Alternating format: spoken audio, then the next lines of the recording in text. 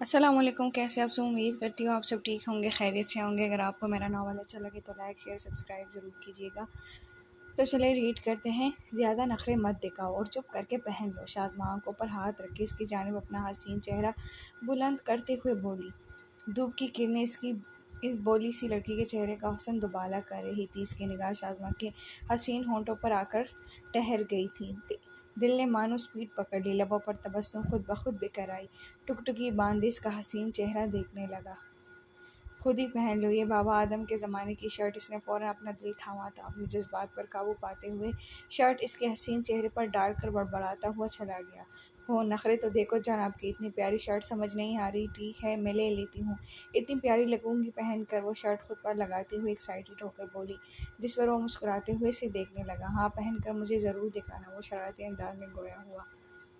مانی وہ ابھی بول ہی رہی تھی کہ عبد المنان نے چیخنا شروع کر دیا۔ اس کی دوسری شرٹ کا گلا کافی چھوٹا ہونے کے سبب پیشانی پر ہی اٹک گیا تھا۔ بچی مدد کرو، اب کیا ہو گیا؟ وہ بیزاری سے کہتے ہوئے اس کی جانب دیکھنے لگی۔ بچی مدد کرو یار، میں پھنس گیا ہوں۔ اس کی پکار سن کے تیزی سے میگزین سامنے میز پر رکھ کر اس کی جانب بڑھی۔ ہو گیا بس، اس نے آ کر شرٹ کا گلا نیچے کی جانب کھینچا تھا۔ کبھی کبھار تو تم مجھے چھوٹے سے بچے لگتے ہو جو ہر بات پر پینک کرنا شروع کر دیتا ہے۔ وہ اس کی پیشانی پر ہلکا سا ہاتھ مارتے ہوئے بولی، پر جب سے تمہیں قریب سے جانا ہے میں حیران ہوں، اتنے درد کیسے چھپا لیتے ہو؟ ذرا بھی ماتھے پر شکن آنے نہیں دیتے ذرا۔ شازماں اس کے قریب آ کر آنکھوں میں جھانکتے ہوئے رنجیدہ لہجے میں ابھی بول ہی رہی تھی کہ دروازہ نوک ہوا۔ تم قاسم کو دیکھ۔ عبد المنان منہ بسور کر اپنی شرٹ کے آستینوں میں ہاتھ ڈالنے لگا۔ آ جاؤ، وہ مسکراتے ہوئے اجازت طلب کرنے لگا۔ ضرورت نہیں، عبد المنان سپاٹ سا جواب دے کر صوفے پر اوندے منہ کر کے لیٹ گیا تھا۔ اس کباب میں ہڈی کو ابھی آنا تھا، وہ منہ ہی منہ میں بڑبڑا رہا تھا۔ قاسم کو ناگوار گزرا تھا عبد المنان کا اس طرح منع کرنا، پر شازماں کی خاطر وہ اس رویے کو مکمل اگنور کر گیا۔ اس بار قاسم نے آنکھوں کے اشارے سے شازماں سے اجازت طلب کی اندر آنے کی، تو وہ مسکراتے ہوئے اس بات میں سر ہلانے لگی۔ آپ کے لیے قاسم گلاب کے پھولوں سے بھرا ہوا گلدستہ شازماں کی جانب بڑھا کر مسکراتے ہوئے بولا۔ کیا میرے لیے؟ وہ تعجب سے عبد المنان نے فوراً کان کھڑے ہو گئے تھے۔ وہ تیزی سے سیدھا ہو کر قاسم کو کہا جانے والی نگاہ سے گھورنے لگا۔ میرا مطلب عبد المنان کے لیے، آپ اس کا خیال رکھتی ہیں اس لیے آپ کو دے رہا ہوں۔ قاسم نے بات بنانے کی کوشش کی جس میں وہ کامیاب بھی ہو گیا۔ شازماں نے مسکراتے ہوئے اس کے ہاتھ سے گلابوں سے بھرا گلدستہ لے لیا۔ کتنی پیاری مہک آ رہی ہے ان میں سے، شکریہ۔ وہ تازے پھولوں سے اٹھنے والی مہک کو سونگھتے ہوئے مسکرا رہی تھی، جس پر قاسم کا دل مسرت سے بھر آیا۔ آپ کو اچھے لگتے ہیں پھول؟ وہ تجسس سے استفسار کرنے لگا۔ عبد المنان اس کی آنکھوں کی چمک دیکھ کے بری طرح جل گیا تھا۔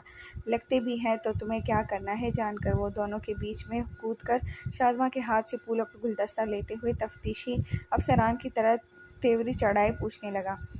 میں نے تو اسے ہی پوچھ لیا تھا، اسے گمان ہوا کہ عبد المنان نے اس کی چوری پکڑی ہو۔ وہ مسکراتے ہوئے اپنی جیب مٹانے لگا۔ ویسے مارکیٹ میں پھولوں کی کمی ہو گئی تھی کہ آج وہ گلابوں سے بھرا گلدستہ لے آئے ہو، شاید تمہیں پتہ نہیں، پر مجھے گلاب بالکل اچھے نہیں لگتے، ان میں بڑے کانٹے چھپے ہوتے ہیں۔ قاسم کو اس کا لہجہ چبھتے ہوئے معلوم ہوا۔ واپس لے جاؤ اسے، اور برائے مہربانی واپس آ کر ہمیں ڈسٹرب مت کرنا، اس نے سرد مہری سے کہہ کر شازماں کی کمر میں ہاتھ ڈال کر اسے اپنے قریب کیا، جس پر شازماں حیرت سے اس کی جانب دیکھنے لگی۔ قاسم کے تن بدن میں آگ لگی تھی عبد المنان کی اس حرکت پر۔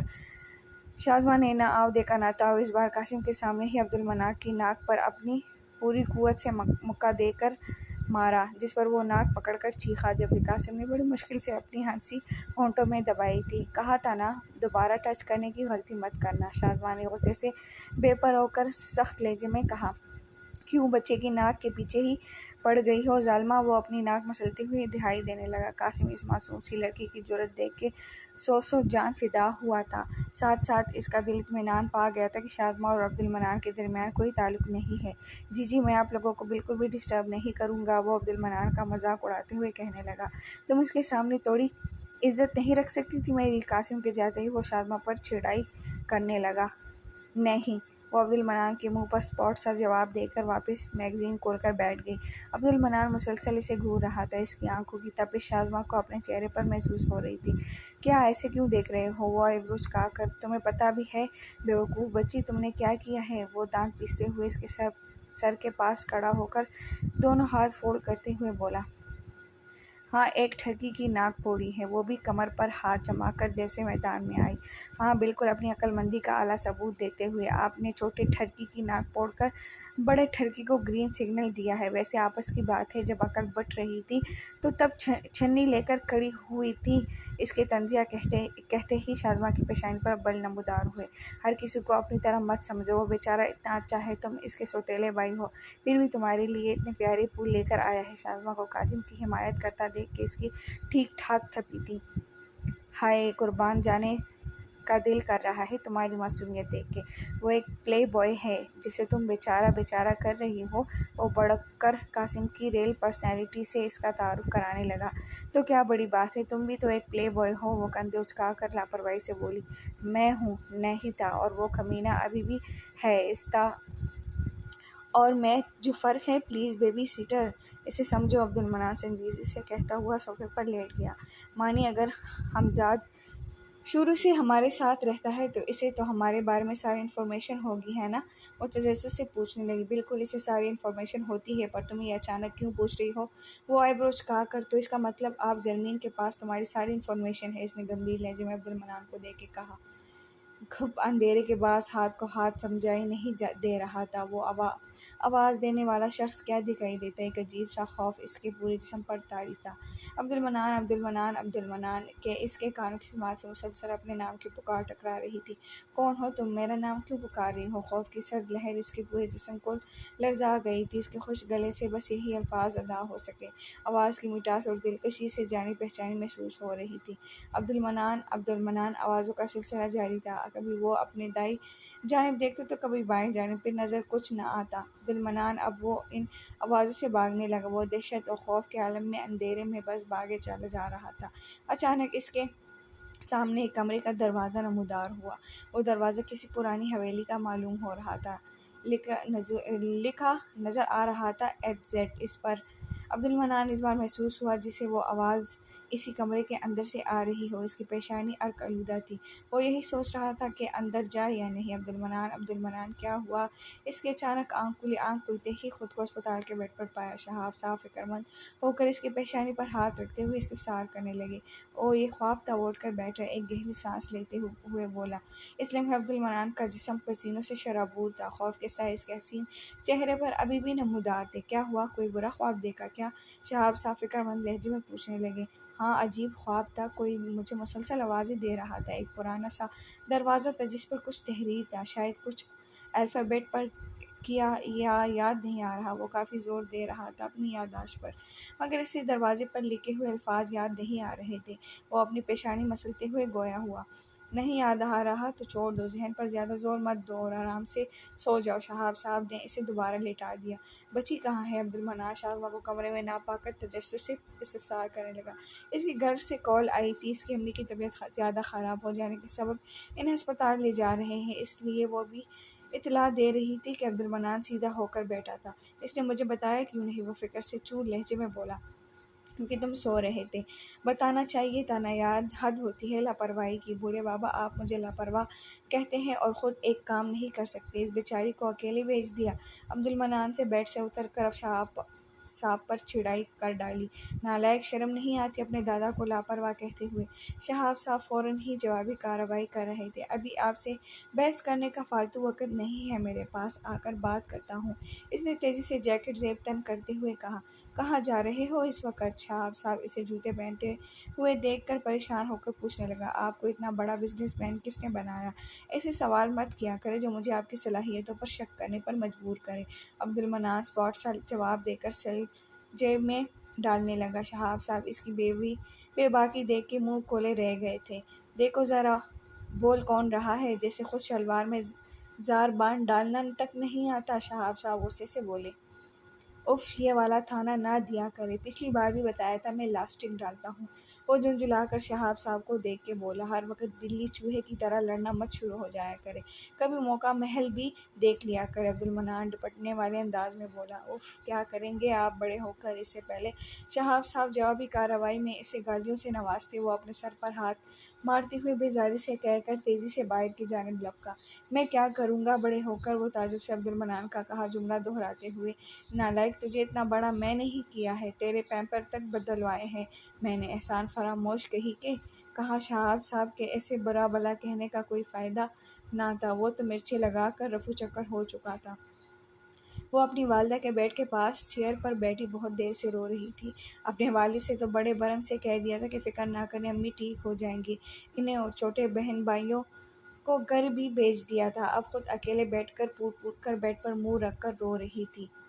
سیل کی رنگ سنسان کمرے میں گونجی۔ عبدالمنان کی رات کے 2 بجے کال دیکھ کے اس نے گھبرا کر کال ریسیو کی۔ اتنی رات کو کال کی، سب خیریت تو ہے؟ شاذمہ فکرمند لہجے میں پوچھنے لگی۔ تم نے مجھے بتایا کیوں نہیں آنٹی کی طبیعت خراب ہونے کا؟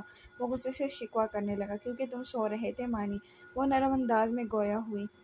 سو رہا تھا، مرا نہیں تھا، تم اٹھاتی تو میں ضرور اٹھ جاتا۔ اس کے لہجے میں فکر کا عنصر نمایاں تھا۔ اس نے کافی جتاتے ہوئے کہا، اچھا بابا سوری، غصہ کیوں ہو رہے ہو؟ عبدالمنان کا فکر کرنا آج دل کو بڑا مسرت بخش رہا تھا۔ وہ بڑے پیار سے بولی، غصہ تو آئے گا نا یار؟ وہ سنجیدگی سے گویا ہوا، جسے سنتے ہی وہ مسکرانے لگا۔ کون سے ہسپتال میں ہے آنٹی؟ جلدی بتاؤ، میں آ رہا ہوں۔ عبدالمنان کا کار ڈرائیو کرتے ہوئے بولا۔ کیا رات کے 2 بج رہے ہیں مانی؟ وہ خاصا جتاتے ہوئے۔ ہاں تو وہ ناسمجھی سے جواب دیتے ہوئے، مطلب اتنا لیٹ نائٹ آنا صحیح نہیں ہوگا، تم صبح آ جانا۔ شاذمہ لچکدار انداز میں گویا ہوئی، صحیح اور غلط کے فیصلے میں خود کرتا ہوں، تم بس مجھے ایڈریس دو۔ اس بار وہ ذرا سخت لہجے میں بولا۔ مانی، امی کی طبیعت ٹھیک ہے، اب ڈاکٹر نے سکون کے لیے نیند کی دوائی دے دی ہے، وہ ابھی سو رہی ہے، تم صبح آرام سے آ کر مل لینا۔ شاذمہ نرمی سے کہنے لگی، بچی ایڈریس دو۔ اس بار وہ سخت لہجے میں گویا ہوا تو شاذمہ نے ایڈریس سینڈ کر دیا۔ وہ وقت سے لاپرواہ ہو کر شاذمہ کے پاس پہنچا۔ وہ اسپتال کے کمرے میں دروازہ نوک کر کے داخل ہوا تو شاذمہ اسے دیکھ کے فوراً چیئر چھوڑ کر کھڑی ہوئی۔ ٹھیک ہے؟ ابھی وہ بول ہی رہا تھا کہ شاذمہ تیز سے بیچ میں بول پڑی، ہاں ابھی تو بہتر ہے، میں تمہاری حالت دریافت کر رہا تھا، نہ کہ آنٹی کی، وہ تو تم نے مجھے راستے میں ہی بتا دی تھی۔ عبدالمنان کی نظر اس بولی سی لڑکی کے چہرے پر ٹکی ہوئی تھی، سرخ آنکھیں، سر سر کرتی ناک، باری آواز اس کی حالت کا پتہ دے رہی تھی۔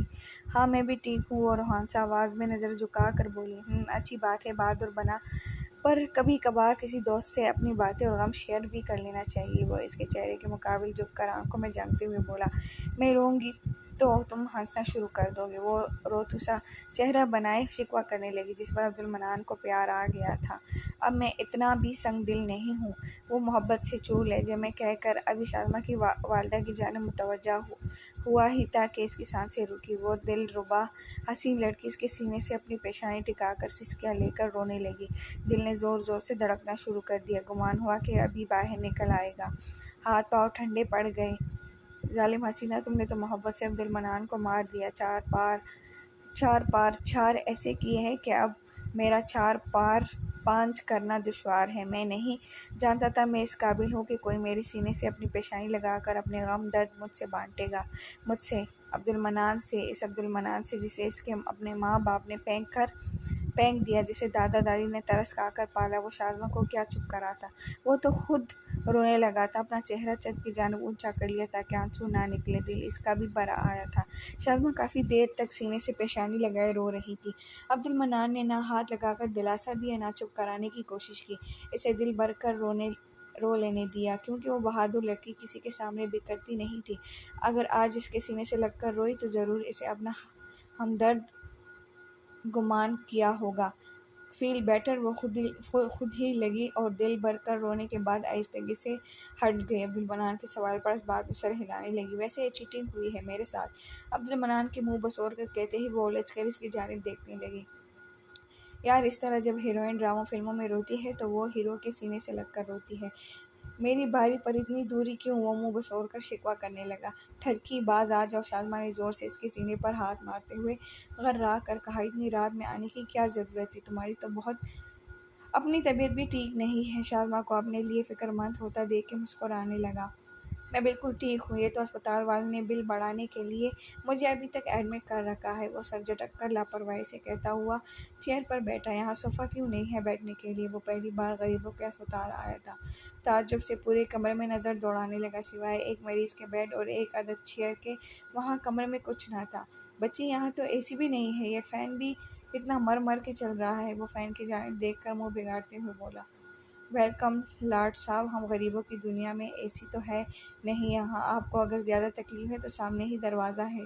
شادماں نے بے نیازی سے اس کی جانب نظر کر کے ڈائریکٹ باہر کا راستہ دکھایا۔ اللہ اللہ، اتنی بے عزتی، وہ بھی عبد المنان کی! وہ تو شکر ہے شرم چو کر بھی نہیں گزری ہے مجھے، ورنہ ابھی تک یہاں بیٹھا نہ ہوتا۔ وہ منہ بسور کر کہنے لگا، جس پر وہ مسکرائی۔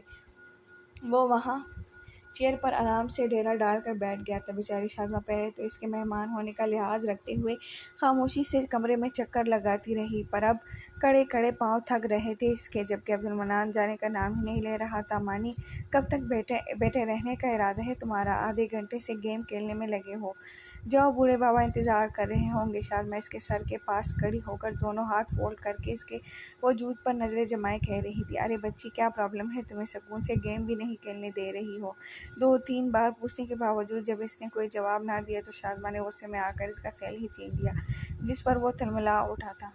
پرابلم ہے تبھی تو بول رہی ہوں، مجھ بیچارے معصوم لڑکے کے ہونے سے تمہیں کیا پرابلم ہے؟ میں تو تنگ بھی نہیں کر رہا، چپ چاپ اپنا گیم کھیل رہا ہوں۔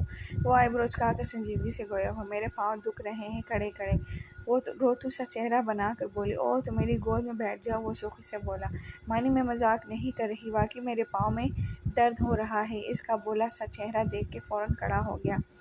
لو بس، وہ مسکراتے ہوئے کھڑکی کی جانب بڑھنے لگا۔ مانی، تم کب جاؤ گے؟ میں سیریس پوچھ رہی ہوں، میں آج رات تمہارے ساتھ ہی رکنے والا ہوں، عبد المنان سنجیدگی سے کہتا ہوا کھڑکی پر چیئر چڑھ کر بیٹھ گیا۔ کھڑکی پر بیٹھ کر رات گزارنا منظور تھا، پر شازماں کو چھوڑ کر جانا نہیں۔ شازماں اسے ہی دیکھ رہی تھی، وہ واقعی پہیلی کی مانند تھا، نہایت الجھا ہوا، پر ایک چیز اب بالکل روشن تھی، وہ تھا اس کا کیئرنگ نیچر۔ 24 گھنٹے اے سی میں رہنے والا گرمی میں بیٹھا تھا، مگر زبان پر ذرا شکوہ نہ تھا۔ شازماں نے دوبارہ کہا بھی نہیں کہ چلے جاؤ، کیونکہ اس کا ساتھ دل کو اطمینان و سکون بخش رہا تھا۔ تم پہلے ہو جس کے سامنے آج میں دل کھول کر روئی۔ کبھی کبھار سوچتی ہوں میں اپنے والدین کے بغیر ایک دن نہیں رہ پاتی، تم کیسے 23 سال رہ لیے؟ میرا غم تو تمہارے غم کے آگے کچھ بھی نہیں۔ نیند کی گہرائیوں میں ڈوبنے سے قبل یہ اس کے آخری خیالات تھے۔ وہ عبد المنان کو دیکھتے دیکھتے ہی بیڈ پر سر ٹکا کر سو گئی۔ ہائے ظالمو، کتنا خون پیو گے میرا! کبھی اپنے علاقے میں مجھ جیسا ہینڈسم لڑکا نہیں دیکھا کیا، جو خود تو آ ہی رہے ہو، ساتھ ساتھ اپنے رشتہ داروں کی فوج بھی اکٹھا کر کے لا رہے ہو؟ عبد المنان مچھروں کو مارتے ہوئے پریشان ہو کر بولا، مچھر کبھی اس خوبصورت شہزادے کے چہرے کا بوسہ لیتے تو کبھی ہاتھ پاؤں کو۔ ان ظالموں نے آخرکار مجھے ایک خونی بنا ڈالا۔ ایک مچھر جب اس کے حسین چہرے سے اپنی محبت ظاہر کرنے کے لیے لپکا تو اس ستمگر نے ایسا ہاتھ مارا کہ وہ اپنی محبت کے نشان اس کے چہرے پر ہی چھوڑ کر دنیا فانی سے کوچ کر گیا۔ عبد المنان کی نظر اچانک سوتی ہوئی اس نازک گڑیا پر پڑی، ساری تکلیفیں اور اذیتیں ایک طرف اور اس حسن سراپا کا پیارا سا چہرہ ایک طرف۔ ہائے، تم مار دو گی ظالم حسینہ اس عبد المنان کو! وہ ایک گہری ٹھنڈی آہ بھرتے ہوئے بولا، پھر سر دیوار سے ٹکا کر آنکھیں بند کر لی۔ عبد المنان نہا کر نکلا تو سیل پر نعمان کی 26 مس کالز دیکھ کے اسے کال بیک کرتا ہے، کیا قیامت آ گئی جو کال پر کال مارے جا رہا ہے؟ تھوڑا سا صبر نہیں کر سکتا بے صبر آدمی؟ عبد المنان چڑھ کر بولا، میں نے کتنا منع کیا تھا تجھے اس حویلی میں شوٹنگ کرنے سے، پر تو نہیں مانا۔ وہ غصے سے گویا ہوا، کیا ہوا؟ اتنا آگ بگولا کیوں ہو رہے ہو؟ وہ لاپرواہی سے استفسار کرنے لگا، یہاں عجیب عجیب واقعات رونما ہو رہے ہیں۔ ہمارا کیمرہ مین وقاص پہلے زخمی حالت میں کمرے میں پڑا ملا، پر اب امریکہ سے جو ٹیم آئی تھی اسپانسرز کی، ان میں سے ایک نے آج صبح حویلی کی چھت سے چھلانگ لگا لی۔ نعمان کے بتاتے ہی عبد المنان کے پسینے چھوٹے تھے، یہ کیا بول رہا ہے؟ وہ سر پکڑ کر پریشانی کے عالم میں گویا ہوا، جو یہاں ہو رہا ہے وہی بتا رہا ہوں۔ وہ تو شکر ہے کسی کے دیکھنے سے پہلے ہی میں نے اس گورے کو اسپتال پہنچا دیا، ورنہ یہاں मीडिया ने जमा हो जाना था। नुमान ने जैसे इसके सर पर बम फोड़ा था। ये सब क्या हो रहा है? अब्दुल मन्नान परेशान होकर, पता नहीं यार, कुछ समझ नहीं आ रहा। जब मैं वकास को रात की तारीकी में अस्पताल लेकर गया तो डॉक्टर ने बताया कि इसके सर पर कांच की किसी चीज़ से हमला किया गया है। अजीब बात यह है, इसके कमरे में हमें एक छोटा सा कांच का टुकड़ा तक नहीं मिला। नुमान के बताते ही वो उलझ गया था। ये तो वाकई बहुत अजीब है। मुझे लगता है ये सब वो ज़मीन की रूह कर रही है, नुमान ने अंदाज़न पंसी पंसी आवाज़ में कहा। अबे यार, कितनी बार कहूँ, रूहें आलिम बरज़ख में होती हैं। डरपोक आदमी, तू ज़रा हौसला रख, मैं अभी आ रहा हूँ। अब्दुल मन्नान ने इससे कह तो दिया था कि वो हवेली आ रहा है, पर शहाब साहब के गार्ड्स को चकमा देकर घर से निकलना कोई आसान मरहला ना था और वो इस बात से बखूबी वाकिफ़ था। अब्दुल मन्नान पर शहाब साहब ने हवेली जाने पर पाबंदी आयद कर दी थी, खुदकुशी की कोशिश करने के सबब। क्या करूँ? सोच अब्दुल मन्नान, सोच। आइडिया। वो हुआ हवा में चुटकी बजाकर पुरजोश लहजे में बोला। शाज़मा स्टोर रूम में दाखिल हुई तो खिड़की पर बेड की चादर बंधी हुई देख के ताज्जुब से इसकी जानिब आई। ये बेडशीट यहाँ किसने बांधी? अभी इसकी नज़र चादर तक ही महदूद थी। वो नासमझी में चादर कोड़ने लगी। ओ बच्ची, मेरी जान की दुश्मन, ये कॉल क्यों रही हो? जब इसके समात से अब्दुल मन्नान की आवाज़ टकराई तो हैरत से इसने चादर पर लटके हुए अब्दुल मन्नान को देखा था, जो इसके आने से 2-3 सेकंड कबल ही लटका था। तुम ऐसे क्यों लटक रहे हो? वो परेशान होकर तेजी से बोली। शौक आ रहा है लटकने का, वो तंजिया हवा में लटकते हुए बोला। बेवकूफ़ कहीं की, इसने तो मुंह में बड़बड़ाते हुए ऐसा से ही कहा था, पर किस्मत ने सितम ये डाया कि शाज़मा के कान तेज निकले। बेवकूफ़ का लक़ब पाते ही मानो इसके दोनों कान खरगोश की तरह कड़े हुए थे। अच्छा बच्चों, बदला लेने के चक्कर में इसने चादर को अपनी पूरी कुव्वत से हिलाना शुरू कर दिया था। स्टोर रूम से ज़मीन का फासला 3 मंजिला इमारत का था। इतनी ऊंचाई से नीचे देखते हुए अक्सर कमज़ोर दिल वालों को चक्कर आ जाते हैं। जिस ऊंचाई पर वो बड़ी जिंदा दिलेरी से लटका हुआ था, पर शाज़मा के चादर हिलाते ही इसने अल्लाह अल्लाह पढ़ना शुरू कर दिया। ओ बच्ची, ये मजाक का वक़्त नहीं है, वो शाज़मा को देख के दांत पीसते हुए बोला। तुमने मुझे बेवकूफ़ कैसे कहा? वो नीचे की जानिब देख के इसे कहा जाने वाली निगाह से घूरते हुए बोली। बेवकूफ़ को बेवकूफ़ ना कहूँ तो फिर क्या कहूँ? वो मासूमियत से टिकाकर जलील कर रहा था। अच्छा, अभी बताती हूँ क्या कहूँ। शाज़मा इसे सबक सिखाने की नीयत से बड़े प्यार से मुस्कुराकर देखने लगी। ये तुम्हारी मुस्कुराहट मुझे शैतानियत झलकती हुई क्यों महसूस हो रही है? वो डरते हुए अबरुझकाकर पूछने लगा। साथ साथ इसने चादर को मज़ीद मजबूती से अपनी गिरफ्त में ले लिया। अरे पगली, छोटा सा मजाक भी नहीं समझती? मैं तो मजाक कर रहा था, अल्लाह मुझे बचा ले। शाज़मा को खिड़की से चादर की बंधी हुई घेरा खोलते देख के वो फ़ौरन अपनी टोन बदल गया था। अगर मैं मर गया तो नुकसान तुम्हारा ही है, ज़रा सोचो तो सही। अब्दुल मन्नान इसे रोकने के लिए तेज़ी से गौर फ़िक्र करने और अपने फ़ैसले पर नज़रसानी फरमाने का कहने लगा। तुम्हारे मरने पर मुझे भला कैसा नुकसान? वो उलझकर पूछने लगी। जिंदा रख कर मुझे पटा सकती हो, यकीन मानो मैं बड़ा सीधा और शरीफ बच्चा हूँ, फ़ौरन फट जाऊँगा। लेकिन अगर मैं आज मर गया तो दुनिया ने एक हैंडसम और डैशिंग फिल्म राइटर और डायरेक्टर को देना है। यकीन मानो लड़कियों ने बड़ा कोसना है तुम्हें, इसलिए मुझ बेचारी नन्ही सी जान पर रहम करो। भागने का लफ्ज़ सुनते ही शाज़मा चौंकी थी।